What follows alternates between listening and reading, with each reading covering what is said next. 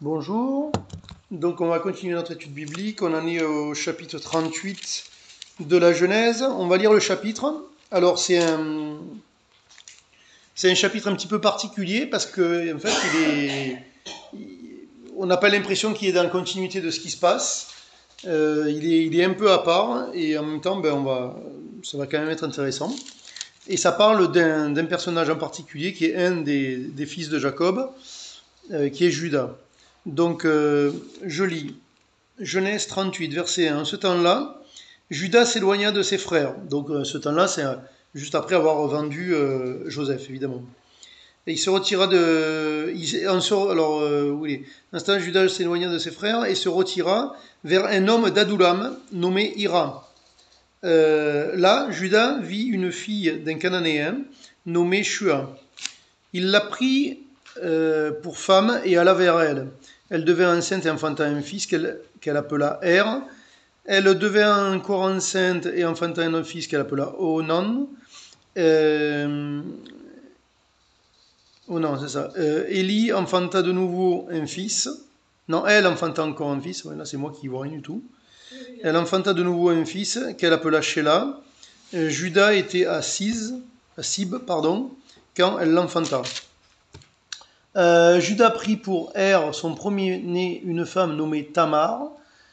Premier-né de Judas, était méchant aux yeux de l'Éternel, et l'Éternel le fit mourir. Alors Judas dit à Onan, va vers la femme de ton frère, prends-la comme beau-frère, et suscite une postérité à ton frère. Onan, sachant que cette postérité ne serait pas à lui, se souillait à terre lorsqu'il allait vers la femme de son frère, afin de ne pas donner de postérité à son frère. Ce qu'il faisait déplut à l'Éternel, qui le fit aussi mourir. Verset 11. Alors Judas dit à Tamar, sa belle-fille, demeure veuve dans la maison de ton père jusqu'à ce que Sheila, mon fils, soit grand. Il parlait ainsi dans la crainte que Sheila ne mourût comme ses frères. Tamar s'en alla et elle habita dans la maison de son père.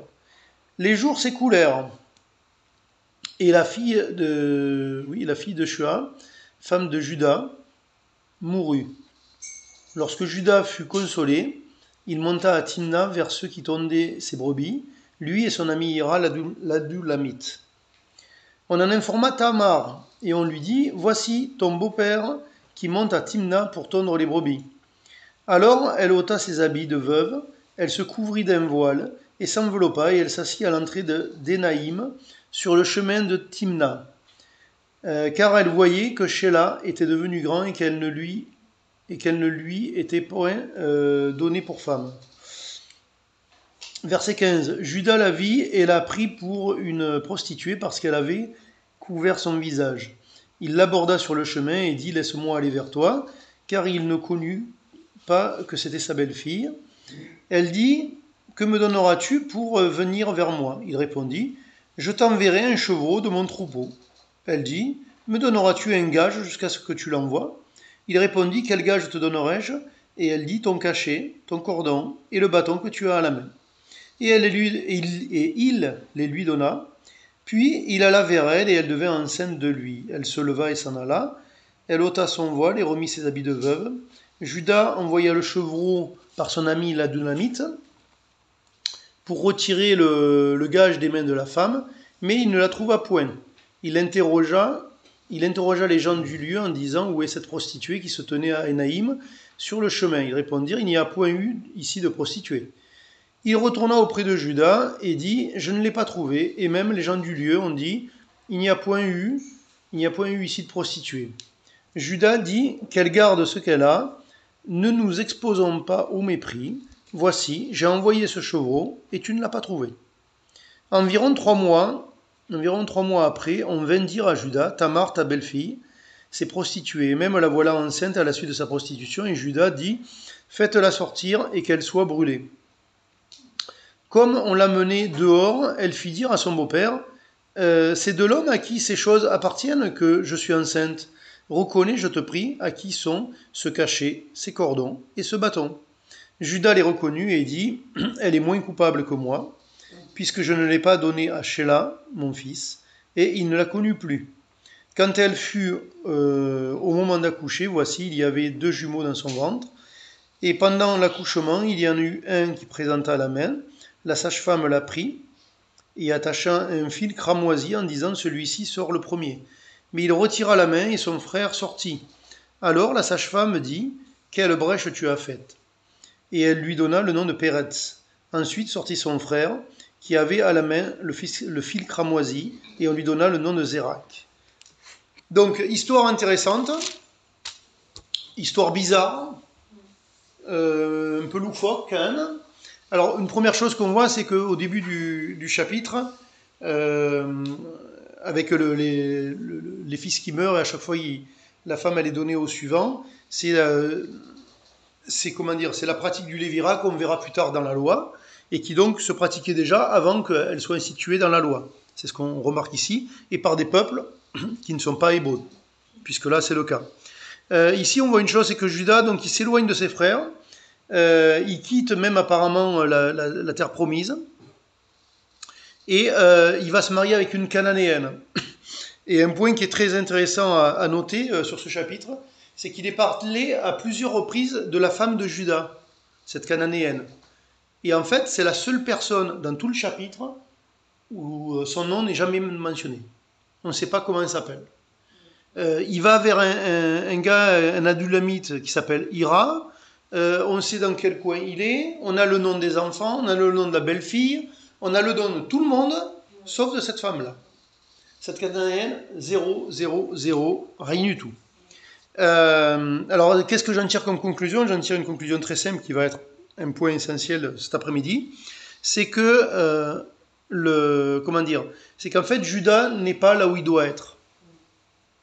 Judas n'est pas dans ce que j'appellerais la zone de Dieu. Et c'est une chose sur laquelle on va s'attarder dans un moment. Parce que souvent, on voit les choses en termes de bien et de mal. Et si on voit en termes de bien et de mal, dans cette histoire, oui, il a fait des choses pas bien. L'ensemble de sa vie, c'est pas forcément mal.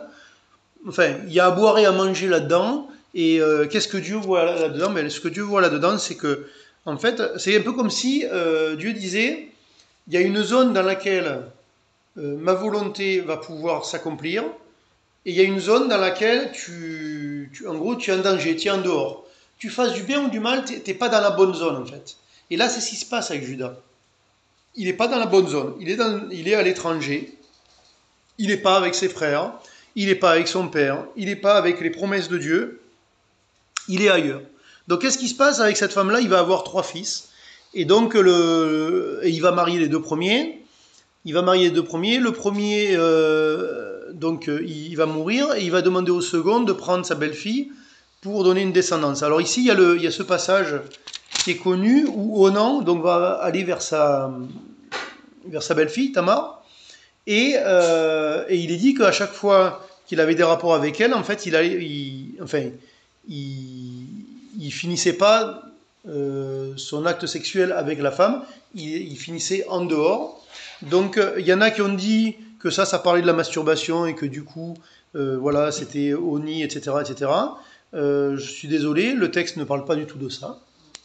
Ce qui ne veut pas dire que le reste est divin, mais en tout cas, le texte, il ne parle pas du tout de ça, il parle du fait que Onan ne veut pas donner une postérité à son frère qui est décédé, que Onan, en fait, il ne veut pas partager son héritage avec la famille de son frère qui est décédé. Donc, en fait, il ne veut pas faire ce qui lui est demandé selon la chose. Et c'est intéressant parce qu'en même temps, là où l'homme est fourbe, c'est que tu ne veux pas le faire, mais tu vas quand même coucher avec elle. Mais tu le fais, tu aménages le truc pour que tu puisses pas lui donner d'enfant, quoi. Donc c'est quand même vraiment très très bizarre. Une chose qui est aussi à noter, c'est que ici il est dit que les 2 fils de Judas, donc ils vont mourir, donc le premier Er et le deuxième Onan. Il est dit qu'en fait le premier notamment, il est dit qu'il était méchant. Hein? Il est dit, où est-ce qu'il est celui-là devait en fait c'est après. Au verset 7. Donc, premier-né de Judas, était méchant aux yeux de l'Éternel, et l'Éternel le fit mourir. C'est quand même assez intéressant ça, parce que la personne qui a écrit la Genèse, on sait qu'a priori c'est Moïse. Donc c'est beaucoup plus tard. Donc lui, il n'a pas connu les gens là. Il n'a connu personne. Mais Dieu lui a révélé le motif de la mort de cette personne, en fait. Le deuxième, que Onan meurt et que c'est parce que Dieu n'apprécie, enfin, ça déplaisait ce que Onan avait fait, ça, il peut en tirer la conclusion lui-même. Mais le premier, il n'en sait rien. Il meurt, ça pourrait être n'importe quoi. Mais encore une fois, il n'est pas dans la bonne zone, Judas. Et son premier fils, il est mauvais aux yeux de Dieu et Dieu le fait mourir. Et donc, et partout dans ce chapitre, on s'aperçoit que rien ne fonctionne correctement parce que Judas, il n'est pas dans la zone que Dieu lui a attribuée. Et du coup, c'est pareil pour nous. La question, c'est dans quelle zone est-ce que je vis? Est-ce que je suis dans la zone que Dieu veut que je vive?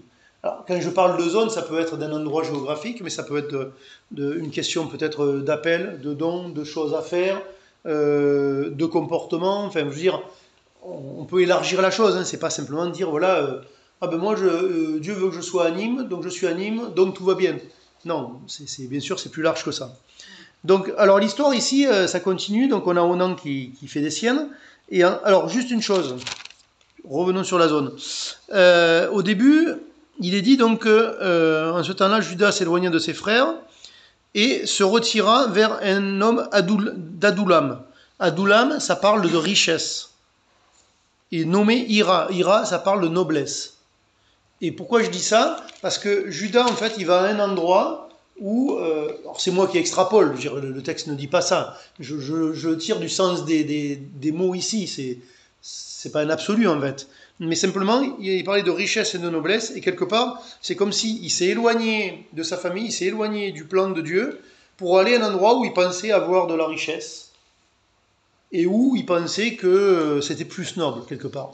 Et en fait, avec nos yeux, des fois, ben oui, en dehors du plan de Dieu, ça peut sembler plus riche, et ça peut sembler plus noble. Ça peut sembler plus noble, ou ça peut sembler plus raisonnable, par exemple, vous voyez. Et donc, néanmoins, la fin de l'histoire, c'est que c'est pas bon. Ensuite, donc, on a cette histoire, donc il y a un troisième fils qui arrive, et alors pareil, petite superstition de la part de Judas, donc les deux premiers fils sont morts alors qu'ils ont eu affaire avec Tamar, donc sa belle-fille, et lui, lui se dit de manière un peu superstitieuse, lui en fait il se dit pas ce que Moïse a écrit. Il se dit pas, mon premier, l'aîné, Dieu l'a fait mourir parce qu'il était méchant. Lui, il s'est dit, c'était mon fils. Et il se dit, en fait, il est mort peut-être parce que cette femme-là, elle apporte le malheur sur la famille. C'est à cause de lui qu'il est mort. Puis le second, je ne regarde pas que son comportement n'est pas correct. Je regarde que c'est encore avec elle. C'est un problème, cette fille-là. Donc moi, j'ai un troisième fils, j'ai pas envie d'y donner. Parce que peut-être qu'il va mourir encore, celui-là. Et du coup, il raconte n'importe quoi. Il lui dit, écoute, va faire un peu ton veuvage chez ton père, et puis quand il sera en âge d'aller vers toi, je te le donnerai comme fils. Et donc, on va faire la même chose, la coutume du lévira. Et du coup, ce qui va se passer, donc c'est à partir du verset 12 presque à la fin, il y a cette histoire un peu rocambolesque, où en fait, Tamar, elle est pas folle, la guêpe, et elle a calculé un peu son coup. Bon, son coup, il aurait pu... Si, il était obligé de marcher un peu son coup, parce que même si elle n'était pas tombée enceinte, elle avait les gages. Et donc, même si elle ne tombe pas enceinte, elle peut très bien venir et dire pourquoi j'ai ça dans la main? Tu peux expliquer à tout le monde pourquoi j'ai ça dans la main? Ou lui faire du chantage, lui dire soit tu me donnes ton fils, soit j'explique à tout le monde que tu t'es prostitué avec moi et que voilà. Mais en tout cas, là, ça marche encore. Le projet, il marche encore mieux que prévu pour Tamar. Il vient, il se prostitue, enfin, elle se prostitue avec lui, et en plus, il y a un gamin. Donc, alors là, c'est impeccable. Elle a la descendance, elle a piégé le beau-père. C'est nickel, quoi. C'est vraiment impeccable, le truc. Et donc, évidemment, alors là, on peut se poser une question, on peut dire, ouais, mais bon, Tamar, elle est pas clean, elle non plus, dans l'histoire, quand même. Hein. En fait, ce qu'on s'aperçoit dans la Bible, c'est que avec les hommes et les femmes, c'est jamais clean. C'est jamais clean. Vous prenez qui vous voulez, il y a toujours un truc qui est à l'envers. Toujours. Toujours. Donc elle, quelque part, c'est qui le bon personnage de l'histoire? C'est Tamar. C'est qui le mauvais? C'est Judas. Mais en fait, elle, c'est pas bien non plus ce qu'elle fait.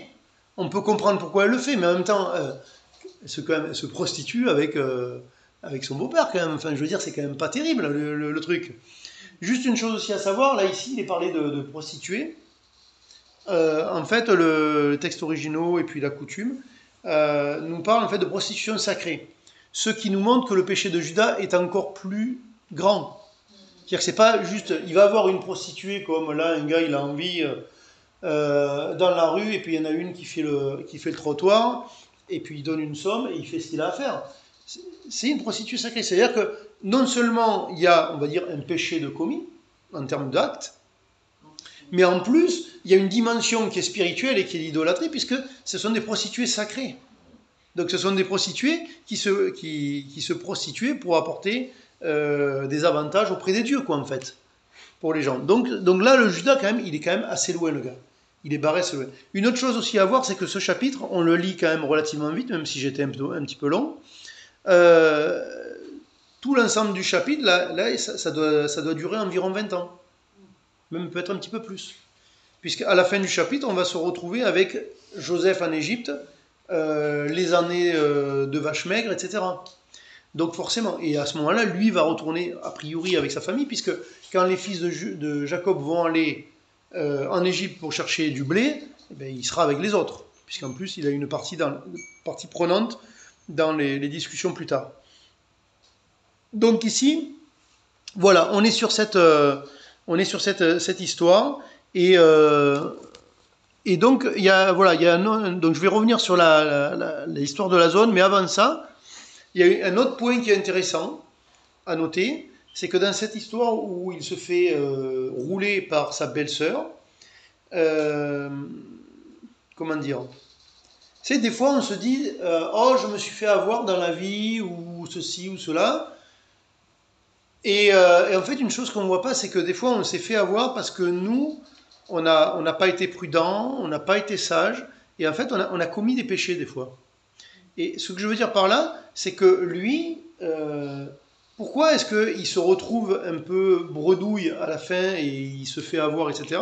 Parce qu'en fait, il a dit quelque chose, il n'a pas tenu parole. Il a dit quelque chose, il n'a pas tenu parole. Et quelque part, ça c'est quelque chose qui est quand même assez important pour Dieu, c'est que quand on dit une chose, c'est que ton oui soit oui et que ton non soit non. C'est tout. Et là, lui, qu'est-ce qu'il a dit à Tamar? Il a dit, quand mon fils sera en âge, je te le donnerai pour que tu aies une descendance. Et il n'a pas fait. Et il n'a pas fait, et il n'est pas revenu sur sa parole, et il n'est pas allé expliquer quoi que ce soit. Juste, il n'a pas tenu parole, c'est tout. Et il n'a pas donné aucune explication. Et par contre, Tamar, avec tous les défauts qu'on peut lui trouver dans l'histoire, elle, justement, elle s'est accrochée à une parole. Elle s'est accrochée à une parole. Et elle a agi de manière, effectivement, bizarroïde, même pas très défendable, on va dire. Mais pourquoi? Sur la base d'une parole. Tu m'as promis quelque chose. Tu n'es pas en train de le faire. Donc je vais juste te mettre à défaut vis-à-vis de ta parole. Et ça peut être intéressant de considérer.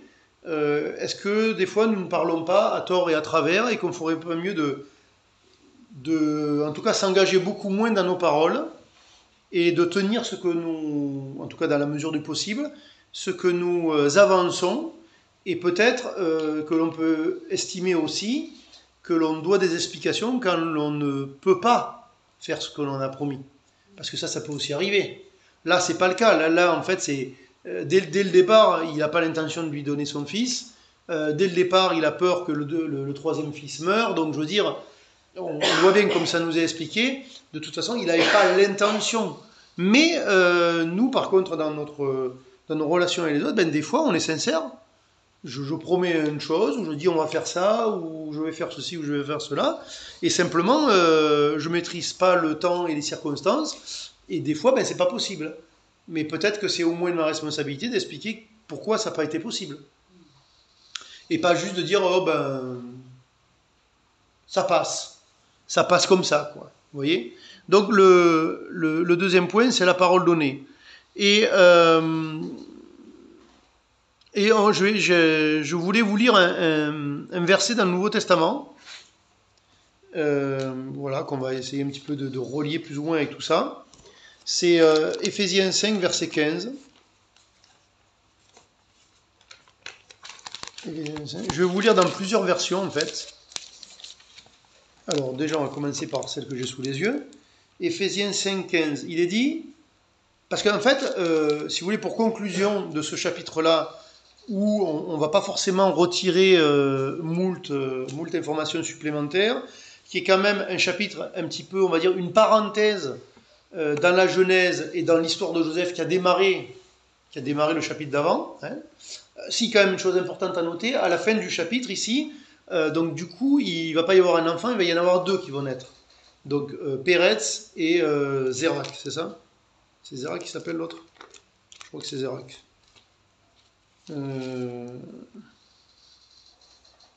Pardon, c'est là. Ouais, Zérak, c'est ça. Donc Péretz, c'est la brèche, et Zérak, c'est la lumière rayonnante, en fait. Celui à qui il y a le fil cramoisi qui est mis. Et donc oui, voilà, donc ce que je voulais dire, c'est qu'on va peut-être pas forcément tirer beaucoup plus d'informations, mais néanmoins, à savoir que le Messie, en fait, il descend de Juda, mais il descend de Juda par Tamar et par le biais de Péretz, le fils aîné ici. Donc, ça veut dire que cette femme qu'on peut dire, ouais, c'est moyen-moyen, Juda, c'est plutôt moyen-moins, et bien, c'est de cette lignée-là que sort notre ami Jésus-Christ à un moment donné. Savoir également que cette Tamar, ben, manifestement, c'est pas une Hébreu non plus, puisqu'il est allé en pays étranger pour aller même donner des femmes à ses fils. Donc voir que quelque part Dieu n'est pas dérangé, on va dire, de la mauvaise réputation d'une partie de sa lignée. Pourquoi? Parce que de toute façon, quelque part sur Terre, il n'y a pas de bonne lignée, en fait. Il n'y a pas de bonne lignée. C'est un peu comme quand dans les évangiles, vous avez notamment les pharisiens qui disent à Jésus, mais celui-là, il est pécheur. Mais oui, mais qui n'est pas pécheur? Eux qui le disent, ils sont pécheurs. Tu dis, lui, il est pécheur parce que, ok, il a un style de vie qui est pas correct, et puis qui est pas bien comme le tien, ok, mais en fait, non, mais il est dit ailleurs que Dieu a enfermé tous les hommes dans le péché, afin de faire grâce à tous. Donc, je veux dire, la vision qu'on doit avoir, c'est celle-ci. C'est que tous sont enfermés dans le péché afin que Dieu fasse grâce à tous. Et du coup, la lignée de Jésus, bah oui, il y a des gens qui sont étrangers, qui sont pas hébreux, alors que bon, normalement, c'était censé suivre la lignée de la même famille et du même peuple. Oui, il y a des gens qui ont fait des trucs bizarres. Ah ouais, c'est sûr, ils ont fait des trucs bizarres. Même très bizarres, hein, parce que franchement, c'est pas très recommandable. Mais on s'en fiche. L'important, c'est est-ce qu'à la fin, Dieu rachète et est-ce qu'à la fin, Dieu sauve? Et c'est ça l'important, en fait. Et donc, du coup, on va lire en Éphésiens 5,15, il nous est dit, prenez donc garde de vous conduire avec circonspection, non comme des insensés, mais comme des sages. Rachetez le temps, car les jours sont mauvais. C'est pourquoi ne soyez pas inconsidérés, mais comprenez quelle est la volonté du Seigneur. Donc là, manifestement, si on prend ces trois versets et qu'on les plaque à notre histoire, Judas, lui, il n'a pas été sage, il a été insensé, et il n'a pas considéré quelle était la volonté du Seigneur. Et nous sommes encouragés à d'autres choses. Et ici, je vais vous le lire aussi dans d'autres versions. Hein. Ici, il nous est dit, prenez donc garde de vous conduire avec circonspection. En fait, le terme grec, ça parle d'exactitude. De se comporter avec exactitude, avec précision. Et ça, c'est important parce que ça signifie ça signifie que dans la vie, on ne doit pas se dire, oh ben, je suis venu dans ce monde, c'est comme si on m'avait mis sur un bateau, et puis le bateau, il vogue, et moi, je ne sais pas forcément naviguer, tirer les amarres, etc.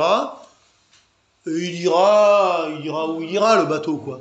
Et puis en plus, je suis chrétien, donc à un moment donné, je sais qu'à la fin, il arrivera à bon port. Mais entre les deux, ma foi, il y a un bateau qui vogue, là voilà, et ça monte sur les vagues, ça redescend. Tu sais pas dans quelle direction ça va. Tu tiens pas un cap. Et c'est un peu ce que fait Judas. Judas, à ce moment donné, vous savez quoi, on peut même se dire un truc, on peut même se dire, Judas, peut-être même qu'il s'est séparé de ses frères et qu'il est parti, peut-être simplement même parce qu'il a été déçu du fait qu'ils ont vendu Joseph. Donc on se dirait, tiens, Judas, un bon point pour toi. On peut imaginer ça. Mais même cette mauvaise intention fait qu'il n'est pas dans la zone de Dieu.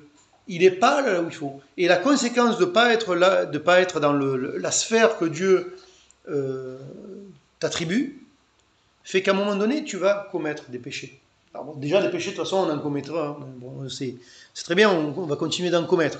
Mais je veux dire, d'autant plus, il va rentrer dans des embrouilles, dans des problématiques, il va perdre ses fils, il va ceci, il va cela, il va avoir un peu honte quand même. Pourquoi ? Parce que dès le départ, il n'est pas dans la bonne zone. Et peut-être qu'il s'est délocalisé de la bonne zone, peut-être même pour une raison qui avait du sens. Peut-être même c'était, non mais moi, mes frères, là j'en ai marre, le petit là, ils sont allés le vendre, ils voulaient le tuer, on a évité qu'il le tue, finalement on fait un compromis, bon ben vendez-le, mais moi j'en ai marre de ces types-là, c'est bon quoi, je vais ailleurs, je vais voir s'il n'y a pas l'herbe plus verte ailleurs. Mais le problème c'est que en fait l'herbe, elle n'est pas plus verte ailleurs. Elle n'est jamais plus verte ailleurs en fait. Et donc ici, donc prenons garde de nous conduire avec donc circonspection, donc avec exactitude. Et l'exactitude, ce que je veux dire par là, c'est que c'est pas l'approximatif l'exactitude. Donc moi qui pense que je suis tombé comme ça sur un bateau et puis ça va là où ça veut, ça c'est pas de l'exactitude ça. Mais pour qu'il y ait de l'exactitude, j'ai besoin de m'informer, j'ai besoin de demander, j'ai besoin de rechercher, j'ai besoin de chercher quelle est la volonté de Dieu. Déjà dans la Bible, dans l'Église, et dans une relation avec lui, en fait. Ensuite, il est dit donc, mais donc comme des insensés, mais comme des sages. Rachetez le temps, car les jours sont mauvais. Alors, je vais vous lire dans une autre version un peu, quand même. Alors, en semeur, il est dit, veillez donc avec soin à votre manière de vivre, donc, ok. Ne vous comportez pas comme des insensés, mais comme des gens sensés, d'accord. Mettez